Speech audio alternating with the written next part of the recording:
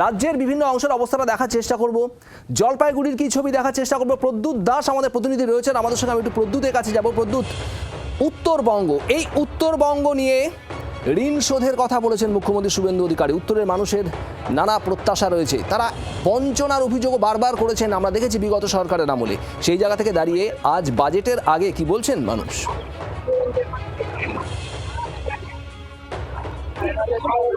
দেখো, আমি উত্তরবঙ্গের জলপাইগুড়িতে রয়েছি, আর জলপাইগুড়িতে কিন্তু মহিলারা, বিশেষ করে আমার পাশে প্রচুর মহিলা, দেখো সেই ছবি, লাইন ধরে মহিলারা দাঁড়িয়ে রয়েছেন। প্রত্যেকেরই আশা ডবল ইঞ্জিন সরকার, সরকার বদলেছে, এবার যদি মহিলাদের একটু ভালো দিন আসে, মানে অন্নপূর্ণা যোজনার যে টাকা, সেই টাকা নিতে কিন্তু মানুষজন ডিবিটি লিঙ্ক করানোর জন্য জলপাইগুড়ির বেঙ্গবাজার পোস্ট অফিসে সকাল থেকে লাইনে আছে। আমরাও মহিলাদের সাথে কথা বলবো সরাসরি। দিদি, এই যে আজ বাজেটে আপনাদের সরকারের থেকে কি আশা করছেন? আমি আশা করছি, আমি বলতে কি, এই আমরা তো সাধারণ মানুষ, হ্যাঁ। এতদিন লক্ষ্মী ভান্ডারটা পেতাম, কিন্তু এখন তো ভোটের আগে বললো যে 1 থেকে 5 তারিখের মধ্যে ঢুকে যাবে, কিন্তু এটা তো অনেক দিন হয়ে গেল, এখনো আমরা পাচ্ছি না। তাহলে এটা কবে থেকে পাবো? আর আপডেটের পর আপডেট, কিন্তু আজকে এই যে উত্তরবঙ্গে বৃষ্টি, আর আজকে আমি যখন এখানে আসছিলাম 4:30 বাজে, ভোর 4:30, তখন থেকে লাইনে আছি, এখনো অফিস খুলে নেই, হ্যাঁ। আর এটার মধ্যে আমি বলতে চাই যে এটা টাইমলি করা দরকার। আপনার কি চাচ্ছেন, কি আশা? আমি লক্ষ্মী ভান্ডার চাই। মানে এখন তো অন্নপূর্ণা যোজনা হয়েছে, হ্যাঁ, তো ওটা তো বলছে যে ওটা আপনার থেকে অটোমেটিক চেঞ্জ হয়ে যাবে, কিন্তু ওটা তো হচ্ছে না, তাহলে কবে হবে?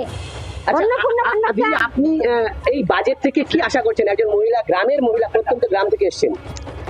আমি সরকারের কাছে এটাই আবেদন করছি, যেন আমরা মানে সুযোগ সুবিধা পাই। আমাদের অনেক গরিব মানুষ ক্রিটিক্যাল রোগে ভুগছে, তারা যেন ওষুধের দাম বা এগুলো সমস্ত কিছু দাম কমিয়ে দেয়। আমরা যেন অত্যন্ত প্রাসঙ্গিক একটা প্রসঙ্গ, স্বাস্থ্য, রাজ্যের স্বাস্থ্য ব্যবস্থায় কিছুটা হাল ফিরুক এমনটা চাইছেন। প্রদু, তুমি আমাদের সঙ্গে থাকো। আসানসোলে বাসুদেব চট্টোপাধ্যায় আমাদের অপর প্রতিনিধি রয়েছেন, আমি বাসুদেবের কাছে একটু যাওয়ার চেষ্টা করব। বাসুদেব, তোমার পিছনে অনেকে রয়েছেন বসে, আমরা দেখতে পাচ্ছি, সম্ভবত তারা আড্ডা দিচ্ছেন। বাজেট নিয়ে আলোচনায় কি বলছেন তারা, কি আশা করছেন আজ রাজ্য বাজেটে?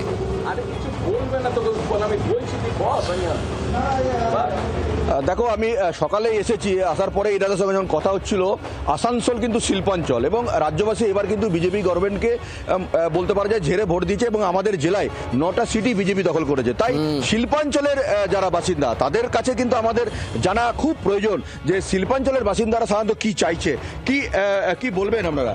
দেখুন, আমরা তো প্রথম চাইছি শিল্পাঞ্চলে শিল্প আসুক। শিল্প আসলে কি হবে, আমাদের বাড়ির সমস্ত যে ছেলে মেয়েরা, তাদেরকে আর বাইরে যেতে হবে না চাকরির জন্যে। একমাত্র শিল্প এলে, কলকারখানা হলেই আমাদের ছেলে মেয়েদের চাকরি হবে, তাতেই উন্নতি হবে। আইনজীবী একজন আছেন এনাদের সঙ্গে, কি বলবেন বাজেটে কি আশা? একই কথা, এমপ্লয়মেন্ট জেনারেশন হোক, যে জায়গাটা একদম 2011 থেকে একদম জিরো হয়ে গেছিল, সেই জিনিসটা হোক। তাহলে কি হবে, আমাদের ছেলে মেয়েদের বাইরে যেতে হবে না, আমাদের বয়স্ক লোকদের বৃদ্ধাশ্রমে যেতে হবে না। খুব ভালো কথা, বৃদ্ধাশ্রমে যেতে হবে না বললেন, কি চাইছেন? আমি চাইছি, আমার বয়স অনেক হয়েছে, তো কলকাতা আমি দেখেছি 91 রানিং, আমি সেই হিসেবে আমি চাইছি কলকারখানা করে ছেলেদের। 91 বছর বয়স, উনি বলছেন যে কলকারখানা আগে অনেক দেখেছি, এখন আর দেখতে পাই না, কি বলবেন? ধন্যবাদ। প্রথমে আমি নবনির্বাচিত সরকারকে ধন্যবাদ জানাই। কি চাইছেন আপনি? আমি চাইছি দুস্থ অসহায় মানুষ, সাধারণ মানুষ, মধ্যবিত্ত মানুষের দিকে তাকিয়ে বাজেট তৈরি হোক। নিত্য প্রয়োজনীয় যে জিনিসগুলো, ওষুধ, পণ্য সামগ্রী, যেমন মুদি দোকান, এগুলোর দাম যাতে কমে, এবং ট্রেনের ভাড়া কমুক, নিত্য প্রয়োজনীয় জিনিসের দাম কমুক, আর কলকারখানা তৈরি হোক। বাসুদেব, তুমি সঙ্গে থাকো। অত্যন্ত গুরুত্বপূর্ণ, কারণ আসানসোল শিল্পাঞ্চল, সেই শিল্প শহরের মানুষ চাইছেন কলকারখানা হোক, সেখানে নতুন শিল্প সম্ভাবনা তৈরি হোক, ছেলেপেলেরা চাকরি পাক, নতুন যুব সম্প্রদায় তারা চাকরি পাক, আর তাহলে এই অর্থনীতির চেহারা বদলাবে। আমি ঠিক এই জায়গাতে এই প্রবীর বাবুর কাছে একটু যাবো। প্রবীর সরকার, অর্থনৈতিক বিশ্লেষক, আমাদের সঙ্গে রয়েছেন। প্রবীর বাবু, একটু আগে আলোচনায় দেবশ্রী বাবু যেটা বলছিলেন যে 8 লক্ষ কোটি টাকা দেনা একটা বিশাল বড় বোঝা, কিছু কেন্দ্রীয় সরকারের প্রকল্প চালু করা হচ্ছে, যার ফলে কিছু নতুন অর্থের সংস্থান হয়তো হবে, কিন্তু নতুন আয়ের উৎস কি খুলতে পারবে রাজ্য, সেই জায়গাটা কতটা চ্যালেঞ্জিং? দেখুন, নমস্কার সবাইকে। গত 3 দশকের শিল্পের স্থবিরতা, শিল্পহানি এবং সীমিত কর্মসংস্থানের যে আমরা ছবি দেখেছি, সেই জায়গায় দাঁড়িয়ে আমার মনে হয় পশ্চিমবঙ্গ এখন সন্ধিক্ষণে দাঁড়িয়ে। নতুন নির্বাচিত সরকার, তাদের কাছে এটা একটা সুবর্ণ সুযোগ এবং আমরা আশা করব পশ্চিমবঙ্গের যে ঋত গৌরব সেটা যেন আমরা আবার ফিরে পাই। এতখানি আমাদের ড্যামেজ হয়ে গেছে লাস্ট 30 ইয়ার্সে, সেইটা একদিনে কিন্তু কভার করা সম্ভব না। সুতরাং এই যে রাজ্য বাজেট হচ্ছে, যদি আমরা মনে করি এটা একটা ম্যাজিক হয়ে যাবে, জাদু, সেটা সম্ভব না। এর জন্য দরকার দীর্ঘমেয়াদী পরিকল্পনা, সঠিক অর্থনৈতিক পরিকল্পনা, শিল্পবান্ধব পরিবেশ, দক্ষ মানব সম্পদ এবং রাজনৈতিক স্থিরতা।